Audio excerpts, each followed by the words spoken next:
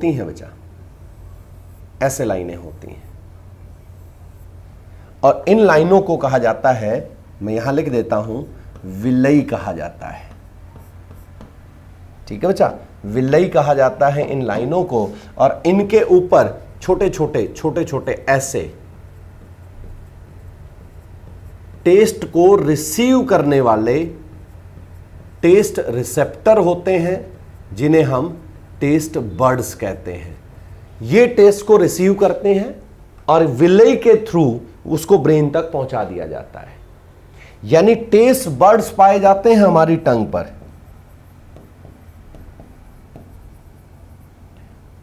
जिसे हिंदी में कहा जाता है आस्वाद कलिकाएं पाई जाती हैं बच्चा। और कितनी पाई जाती हैं?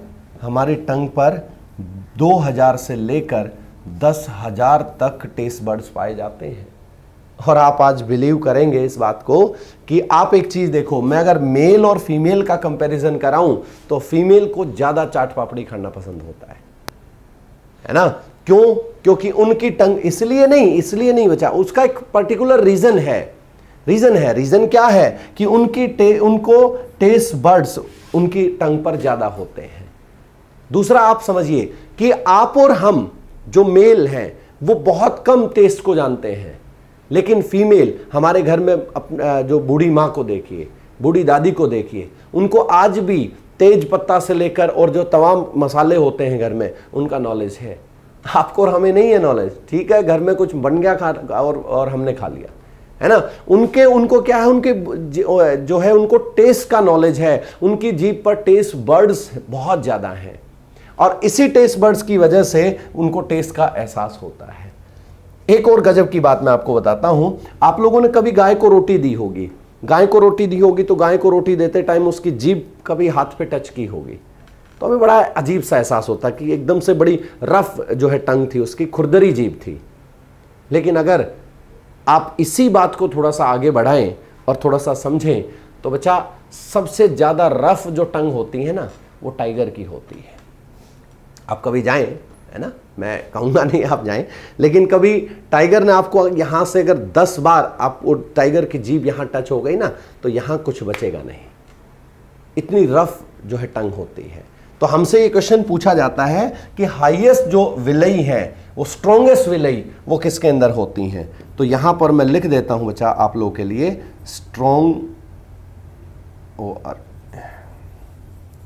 स्ट्रॉन्गेस्ट विलयी ये होती हैं बच्चा टाइगर के अंदर।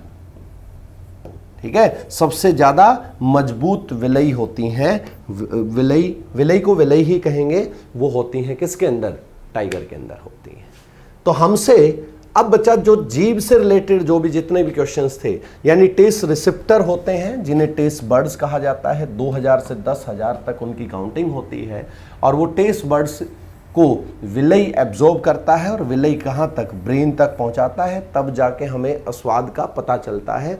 और टंग पर जो स्पाइसी चीज़ें होती हैं जैसे मिर्ची वगैरह है, उनसे टंग की सेल जलती हैं, इस वजह से हमें ऐसा एहसास होता है। अदरवाइज हमारी टंग जो है वो 4 टाइप के जो है पदार्थों के बारे में, कंपाउंड्स के बारे में बता देती है। स्वीट के बारे में, सॉल्ट के बारे में, सोर के बारे में और बीटर के बारे में। ये मैंने एक आप लोगों को इसलिए मैंने एक सिस्टम से लिखवाया है, कई बार इसका सीरीज पूछ लिया जाता है हमसे। ठीक है, सबसे पहले स्वीट, सॉल्ट, सोर, बीटर, और यहाँ से बहुत सारी विलयी निकली होती हैं, जैसे यहाँ से भी निकली होंगी। इसी वजह से आप जीभ में कहीं भी कोई चीज़ टच करेंगे, आपको एहसास हो जाता है। ये कहानी यही होती है बच्चे। ठीक है, ये चीज़ें होती हैं। तो आई होप आप लोगों ने टंग को पढ़ा और टंग से रिलेटेड जितने भी क्वेश्चन है वो सब का सब हमने आपसे डिस्कस किया। तो यहाँ पर थोड़ा सा हम और आगे चलते हैं और बक्कल कैविटी का जो थर्ड पार्ट है, जिसे हमने कहा है टीथ, उसके बारे में एक बार पढ़ते हैं। अक्सर घर में ये प्रॉब्लम देखने को मिलती है और आप एक चीज देख भी रहे हैं कि भाई लोगों के दांतों में आजकल ज्यादा प्रॉब्लम होने लग गई है ना। दांतों में प्रॉब्लम बच्चा छोटे छोटे बच्चों में 18 साल के जो है युवाओं में, 20 साल के युवाओं में, 25 साल के युवाओं में, उनमें ज़्यादा प्रॉब्लम है। घर में बुजुर्गों के दांतों में इतनी प्रॉब्लम नहीं है। ऐसा क्या हो गया? ऐसा देखो बच्चा, आप बायोलॉजी पढ़ रहे हैं और बायोलॉजी में आप अपनी बॉडी पढ़ रहे हैं, तो कम से कम आपको अपनी बॉडी का नॉलेज होना चाहिए। हमने रात को खाना खाया, हमारे स्टमक में खाना 4 घंटे तक रहता है, उसके बाद वो स्मॉल इंटेस्टाइन में चला जाता है और उसका वेस्टेज है वो लार्ज इंटेस्टाइन तक पहुंच जाता है। ये पूरी रात का प्रोसीजर है। लेकिन जब आप सोए हो तो आपकी बॉडी में स्टमक के अंदर HCl का सिक्रीशन तो रेगुलर चल रहा है, उसको थोड़ी रोका आप लोगों ने। और HCl का सिक्रीशन चल रहा है, आप कभी भी देखना सुबह उठेंगे तो अजीब सा टेस्ट होता है मुंह का। हमने क्या किया, हमने देखो बच्चा, स्टमक का नेचर था HCl, एसिडिक यानी, और आपकी स्लाइवा जो लार है उसका नेचर था बेसिक। लार ज़्यादा इफेक्टिव नहीं होती है, ज़्यादा जो है वीक बेस होती है, वो दुर्बल क्षार होती है, लेकिन ये स्ट्रॉन्ग बेस होता, स्ट्रॉन्ग एसिड होता है HCl। ये स्ट्रॉन्ग एसिड और वो वीक बेस। तो कहीं ना कहीं हमारी बॉडी में हम क्या करते हैं, सुबह सुबह ब्रश की सिर्फ और सिर्फ मुंह के स्मेल को दूर करने के लिए, कि मुंह का टेस्ट थोड़ा सा ठीक हो जाए। सर मुंह का टेस्ट जो था वो हमारा बेसिक था, वो भी लीस्ट बेसिक था। हमने क्या किया, एसिडिक फॉर्म में उसको टेक कर लिया। आप लोग देखते हैं खट्टी डकारें क्यों आती हैं पूरा दिन, रीजन कहीं ना कहीं जुड़ा रहता है। इसी वजह से आपके और हमारे जो दांत हैं वो बहुत धीरे धीरे पीले होते जा रहे हैं, क्योंकि हम उनका यूज कर रहे हैं ज्यादातर। हमारे जो घर में बुजुर्ग हैं वो दातुन करते थे, नीम की, बबूल की, नीम की दातुन करते थे बच्चा। नीम की दातुन क्या करती है, नीम की दातुन प्योरली बेसिक होती है। आप लोग देखते हैं ना, कड़वा होता है नीम, प्योर बेसिक होता है। और कुछ हमारे बुजुर्ग ये कहते थे कि नीम की दातुन कर रहे हो तो उसकी छाल को खाना चाहिए, और उसकी छाल को हम खाते थे तो हमारे स्टमक में वो जाता था, स्टमक में एसिड था, नीम के अंदर बहुत जबरदस्त बिटरनेस है, तो वहां जाकर के क्या करता था, वो उसको न्यूट्रलाइज कर देता था। तो पुराने जमाने में पुराने लोगों में कभी भी गैस्ट्रिक प्रॉब्लम नहीं थी, लेकिन आज सबसे ज्यादा गैस्ट्रिक प्रॉब्लम है। उसका रीजन ये है, मैंने आपको स्टार्टिंग में कहा था बच्चा, बायोलॉजी पढ़ने से हम अपने बॉडी के तो कम से कम डॉक्टर हो जाएंगे। हमें क्या करना चाहिए, क्या नहीं करना चाहिए, ये ज्ञान हमें कम से कम अपने बारे में हो जाएगा। मैंने ऊपर सबसे पहले क्वेश्चन लिखा है बच्चा, स्टडी ऑफ टीथ। तो स्टडी ऑफ टीथ को थोड़ी देर होल्ड रखो, मैं बताऊंगा स्टडी ऑफ टीथ क्या होता है, लेकिन उसको होल्ड रखो, समझाने के बाद बताऊंगा बच्चा। अगर मैं आपसे पूछूं, बहुत छोटी छोटी बातें मैं आपसे डिस्कस करूंगा कि भाई जो नंबर ऑफ टीथ होते हैं, number of teeth in adult, वयस्क में दांतों की संख्या, वयस्क में अडल्ट दांतों की संख्या। तो वयस्क में दांतों की संख्या कितनी होती है बच्चा? 32, आप में और हम में, है ना। लेकिन अगर मैं बच्चे के दांतों की बात करूं, number of teeth in child, वो होती है बच्चा 20। अब यहां से एग्जामिनर ने क्वेश्चन किया, आपसे ये पूछा, एक बार जन्म लेने वाले दांतों की संख्या, एक बार जो जन्म लेते हैं, तो आप देखें बच्चा, एक बार जन्म से 12 दांत लेते हैं। और अगर पूछा जाए 2 बार जन्म लेने वाले दांतों की संख्या,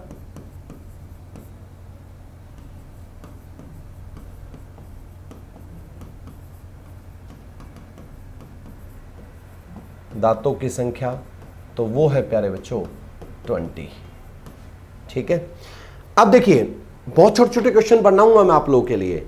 मैंने आप लोगों के लिए क्वेश्चन बनाया सबसे पहले कि भाई ठीक है, हमें पता चला कि एक बार कितने दांत जन्म लेते हैं, 2 बार कितने दांत, लेकिन आजकल जो दांत हैं वो आर्टिफिशियल भी आते हैं। तो हमसे ये पूछा गया, जो आर्टिफिशियल टीथ हैं, कुछ लोग आपको डरा के रखते हैं, ये देखो सोने का दांत।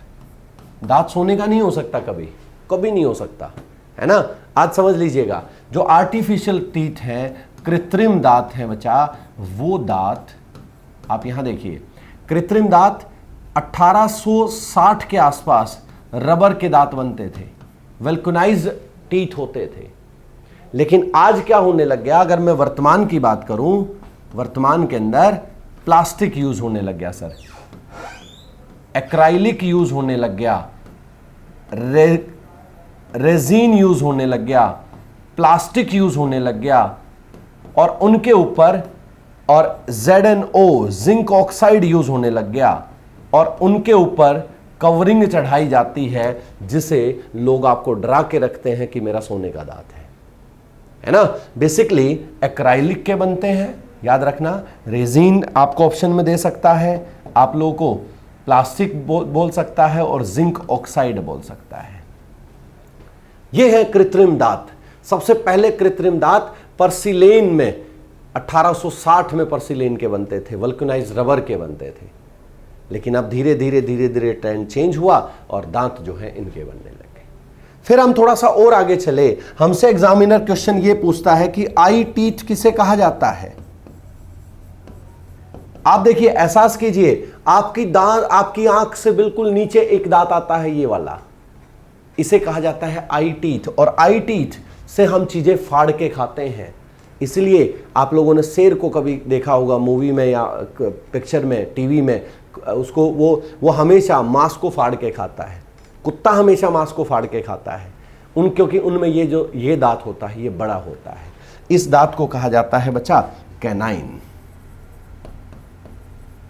रदनक। ये हर वो पॉइंट है जो हमसे एग्जामिनर डिस्कस कर सकता है। मैंने अभी थोड़ी देर पहले कहा था एलिफेंट के टीथ को क्या कहा जाता है, तो एलिफेंट के टीथ को, हाथी के दांतों को कहा जाता है, जो बाहर निकले होते हैं उन्हें टस्क कहा जाता है बच्चा। ऊपर वाले दांत होते हैं, ये वाले दांत, ये बाहर निकले होते हैं, मैं बताऊंगा इनका नाम भी क्या है। दूसरी बात, एक हमसे ये पूछा जाता है बच्चा यूजलेस टीथ कितने होते हैं हमारी बॉडी में। तो यूजलेस टीथ कौन सा होता है, पहले तो ये समझिए कितने होते हैं, उस पर भी आऊंगा। यूजलेस टीथ होता है सर विजडम टीथ, जिसे अक्कल जाट बोलते हैं, है ना, जो एक एज होने के बाद निकलती है। आप लोगों में से कुछ लोगों को निकली होगी, कुछ को नहीं निकली होगी अभी तक। ऐसा नहीं है कि कंपलसरी है ये। आजकल क्या हो गया, आजकल बहुत कम हो गया। यानी आज से 10 साल 15 साल बाद आप एग्जामिनर अपना पैटर्न चेंज करेगा और इंसान में 32 दांतों की जगह 28 दांत आ जाएंगे, क्योंकि जो 4 जो विजडम टीथ होते हैं वो एक एज होने के बाद आती हैं। वो ना भी आए तो भी इंसान बहुत अच्छे से खाना खा लेता है, उनका यूज नहीं है, इसलिए उन्हें यूजलेस टीथ कहा जाता है। ठीक है सर। तो बहुत अच्छे से चीजें मैं डिस्कस करते जा रहा हूं, बहुत अच्छे से आप लोगों को बताते जा रहा हूं। आप लोग, आई होप आप लोग नोट कर रहे होंगे। आप लोगों ने देखा होगा बच्चा कि चूहे को, खरगोश को, वो हर चीज को काटते रहते हैं, कुतरते रहते हैं, है ना। हमारे घर में चूहा आ जाए तो हमें पक्का हमारी बुक्स को भाई ये छोटे छोटे उसमें कुतरेगा। क्यों? क्योंकि बच्चा प्रकृति ने उनके साथ काम ही ऐसा किया है। ये दांत हैं, ये हमेशा चूहे के बड़े होते हैं, देख लेना आप कभी भी, है ना। अगर वो चीजों को ना कुतरे ना तो उसके दांत इतने बड़े हो जाएं कि उसका जो ये जॉ है इसके अंदर लॉक लग जाएगा। और प्रकृति हमारे साथ क्या करती है, हम पूरे दिन सुबह से लेकर शाम तक कुछ खाते हैं, तो जो भी दांतों का वेस्ट होता है रात को सोते टाइम वो सब रिकवर हो जाता है। ऐसा नहीं है कि दांत टूट गया कि हाँ सर सुबह उठे तो दांत, ऐसा नहीं। जो भी अपर लेयर के अंदर कोई भी इफेक्ट आता है वो धीरे धीरे कवर हो जाता है। ये है प्रकृति की देन हमारे लिए। अब मैं अगर बात करूं तो सर हमारे पास, मैं आप लोगों से डिस्कस करूं तो हमारे पास देखो, आपकी और हमारी बॉडी पूरी की पूरी बीचों बीच कट सकती है। आप यहाँ नाक को टच करें, नाक के ऊपर उंगली लगाएं, है ना, तो नाक के ऊपर उंगली लगाएंगे यहाँ पर कार्टिलेज पर, तो आपको ये एहसास होगा कि यहाँ एक लाइन है, यहाँ एक लाइन है। तो ये पूरी बॉडी ऐसे बीचों बीच डिवाइड हो सकती है, बाइलेटरल होता है बच्चा, हमारी पूरी की पूरी बॉडी डिवाइड हो जाती है। तो यहाँ पर अगर मैं बात करूँ तो ये भी तो डिवाइड हो गया, ये पार्ट, यहाँ ऊपर भी, नीचे भी दांत है और ऊपर भी दांत है, और इसको भी डिवाइड कर दिया, तो यहाँ ऊपर और यहाँ नीचे, और यहाँ ऊपर और यहाँ नीचे। मैंने हमारे दांतों को 4 पार्ट में डिवाइड कर लिया। तो हमारी बॉडी में जो दांत होते हैं, ये सबसे पहले, ये आगे वाले जो दांत हैं प्यारे बच्चा, ये होते हैं इंसीजर,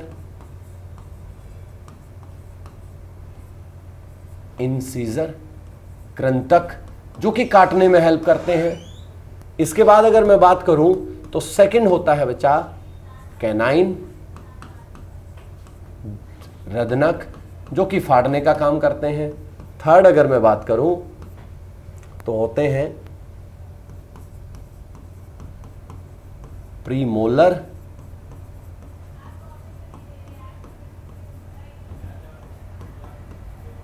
और एक होता है सर मोलर। ये रहा, इसको हम शो कर देते हैं आई से, इसको शो कर देते हैं सी से, इसको शो कर देते हैं कैपिटल पी स्मॉल एम से, इसको कैपिटल एम से। यानी हमारी और आपकी बॉडी की अगर मैं बात करूं तो यहां देखिए बच्चा, यहां पर मैं सिर्फ एक पार्ट, सिर्फ इस साइड अपर की बात कर रहा हूं। यहां इंसीजर भी है, कैनाइन भी है, प्रीमोलर भी है और मोलर भी है। और अगर मैं इसकी बजाय नीचे की बात करूं तो यहां भी इंसीजर भी है, कैनाइन भी है, प्रीमोलर भी है और मोलर भी है। इतना ही पार्ट इधर है तो इतना इधर भी है। इसको मैं मल्टीप्लाई अगर 2 से कर दूं तो ये हो जाता है हमारी बॉडी का डेंटल फॉर्मूला। वाह जी वाह, है ना, दंत सूत्र हो गया बच्चा। ये पूछा जाता है। अगर मैं अडल्ट की बात करूं तो यहां पर 2123 डिवाइड बाई 2123। डिवाइड का मतलब ये नहीं है कि डिवाइड कर दिया हमने इसको और इसको 2 से मल्टीप्लाई करो तो 32 आ जाएगा। अब बच्चा कंफ्यूज हो गया, क्या कैसे आ गया सर? देखो 2 और 1 3, 3 2 5 और 3 8, एक साइड 8 दांत हैं, नीचे भी 8 है, तो उसको 2 से मल्टीप्लाई, इधर वाले से मल्टीप्लाई कर दिया तो 32 आ गया टोटल। 8 8 8 8, है ना। और एक छोटे बच्चे का क्या होता है, एक चाइल्ड का क्या होता है डेंटल फॉर्मूला? 2102 और 2102 इंटू 2, और इसको आप देखेंगे तो 20 आ गया। आप यहां एक चीज देख रहे हैं कि देखो बीच में कौन सा आता है? प्रीमोलर। प्रीमोलर आता है ना, छोटे बच्चे में प्रीमोलर नहीं होता। ये भी क्वेश्चन बन गया हमारे लिए कि छोटे बच्चे में कौन सा दांत ऐसा है जो छोटे बच्चे में नहीं मिलता है? तो आप कहेंगे प्रीमोलर होता है जो छोटे बच्चे में नहीं मिलता है। दूसरी बात बचा, यहां पर एक पॉइंट को और लेकर के आया हूं मैं कि आप एक चीज देखते हैं कि हमारा जो दांत होता है वो लगभग अगर मैं बनाऊं, हालांकि मेरे पास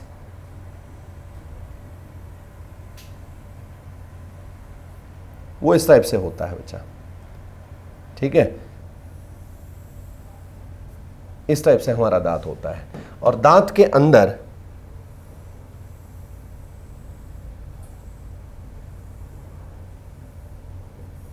भाई ये चीजें मैं क्यों बना रहा हूं? क्योंकि बच्चा मेरा क्वेश्चन यहां से बनता है, और क्वेश्चन बनने के लिए जब भी आप एक चीज देखिएगा, जब भी कोई पिक्चर दिखाई जाती है तो चीजें हमें ज्यादा समझ में आती हैं, और अगर हम बिना पिक्चर के समझने की कोशिश करें तो चीजें हमें ज्यादा समझ में नहीं आती हैं। ये आप अच्छे से जानते भी हैं। तो हम हमेशा पिक्चर से चीजों को समझते हैं। कैसे समझते हैं वो अब आप देखिए एक बार। हमारे और आपके जो दांत हैं बच्चा, वो ऊपर से हमेशा सफ़ेद होते हैं, लेकिन थोड़ा सा अगर हम कुछ दिन के लिए ब्रश ना करें तो वो येलो आ जाते हैं। ऐसा ही होता है, हमारे जो दांत होते हैं बच्चा, वो ऊपर से जो बिल्कुल अपर पार्ट है वो वाइट होता है, जिसे इनेमल कहा जाता है। सॉरी, इनेमल कहा जाता है। इनेमल हमारी बॉडी का हार्डेस्ट पार्ट होता है बच्चा। अगर आपसे कोई पूछे कि सबसे कठोर भाग हमारे शरीर का कौन सा होता है, तो आप कहेंगे दांत का ऊपरी भाग, जिसे इनेमल कहा जाता है। ये हो सकता है आप लोग जो मेरे को देख रहे हैं उनको पता हो ये चीजें, लेकिन बच्चा अब जो मैं बताने जा रहा हूं वो पहली बार सुनेंगे, है ना। वो समय था जब एग्जामिनर डायरेक्ट क्वेश्चन करता था, अब समय आ गया उल्टा। अब एग्जामिनर डायरेक्ट क्वेश्चन नहीं करता है, अब एग्जामिनर क्वेश्चंस को घुमाता है। कैसे? कि ये जो इनेमल है ये किस सेल से बना है? कोशिका से बना है। ये बनना है बच्चा इनेमलोब्लास्ट से। इनेमलोब्लास्ट नाम की कोशिका से ये बनना है, पहला क्वेश्चन। दूसरा, हमारे जो दांत हैं उनके नीचे जो लेयर होती है वो येलो कलर की होती है। यानी अगर मैं इसके रिगार्डिंग बात करूं तो ये वाइट कलर का होता है, सफेद रंग का होता है बच्चा, ठीक है। और अगर मैं यहां पर इसके अंदरूनी भाग की बात करूं तो सर इसका नाम होता है डेंटिन। इसीलिए दांतों के डॉक्टर को डेंटिस्ट कहा जाता है। ठीक है, हमने सुना तो है कि दांतों के डॉक्टर को डेंटिस्ट कहा जाता है, लेकिन उसका रीजन नहीं पता था। आज के बाद बच्चा मेरा कोई नहीं भूलेगा कि डेंटिस्ट क्यों नाम पड़ा है। इसके बाद यहां देखिए बच्चा, ये डेंटिस्ट जो पार्ट है ये येलो कलर का पार्ट होता है। मैं लिख देता हूं यहां,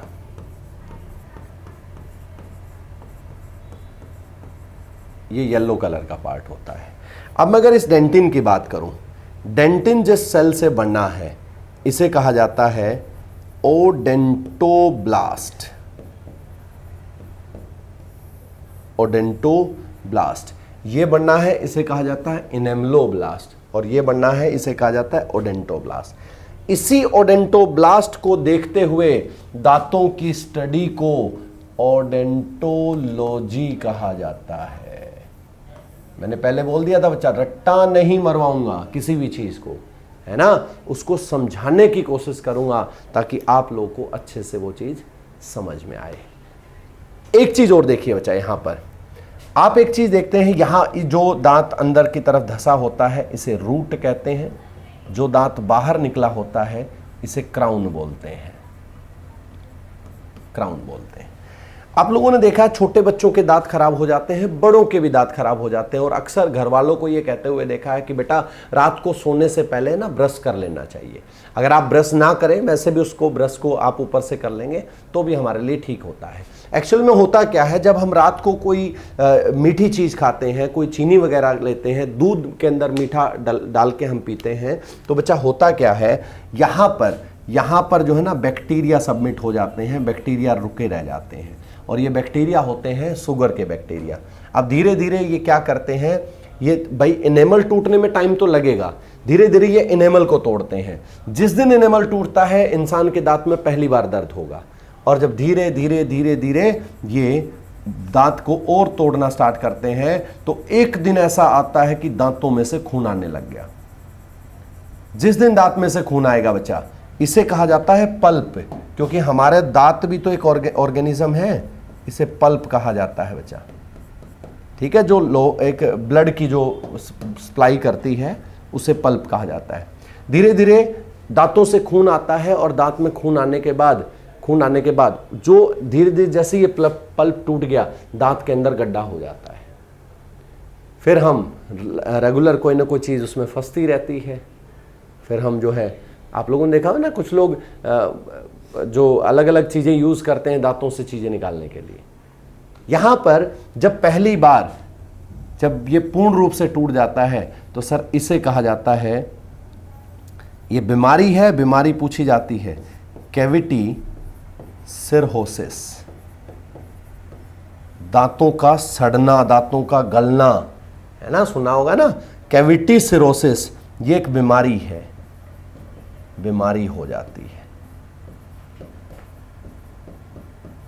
ठीक है बच्चा, ये एक बीमारी हो जाती है हमारी बॉडी में, जिसकी वजह से हमारे दांत खराब हो जाते हैं। फिर आरसीटी कराने के लिए हम डॉक्टर के पास जाते हैं। डॉक्टर क्या करता है, उसके अंदर कुछ प्लास्टिक रेजिन वगैरह भर देता है। हम कुछ दिन बाद घर आ जाते हैं। घर आने के बाद कुछ दिन बाद देखते हैं फिर दांतों में गड्ढा होने लग गया।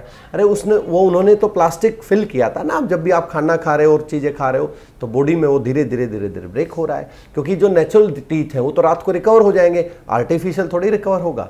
अब यहाँ पर इस वजह से बार बार और फिर एक ऐसा समय आता है हमें दांत को वहाँ से निकलवाना पड़ता है। आप शुरुआत से देखें बच्चा, मैंने आप लोगों को पूरे दांत के बारे में बताया।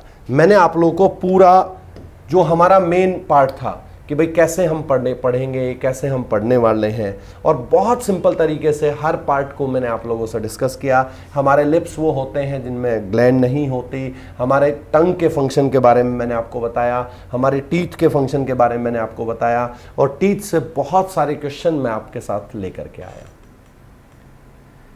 बच्चा, बक्कल कैविटी पूरा हो गया। अब आप एग्जामिनर को चैलेंज के साथ कह सकते हैं कि आप क्वेश्चन लेके आइए और हम उनका आंसर देंगे। कोई एक सिंगल क्वेश्चन नहीं हुआ। अब कुछ बच्चे ये अगर मान लीजिए ब्रेन में चल रहा हो कि सर सलाइवा तो पढ़ा ही नहीं बक्कल कैविटी में, बच्चा वो मैं बिल्कुल अलग पढ़ाऊंगा आप लोगों को कि सलाइवा के अंदर कितने एंजाइम होते हैं, पर डे सलाइवा का सिक्रेशन कितना होता है, कौन कौन सी ग्रंथियां होती हैं, क्या क्या उनके फीचर होते हैं, वो सारी चीज़ें मैं आपको बताऊंगा।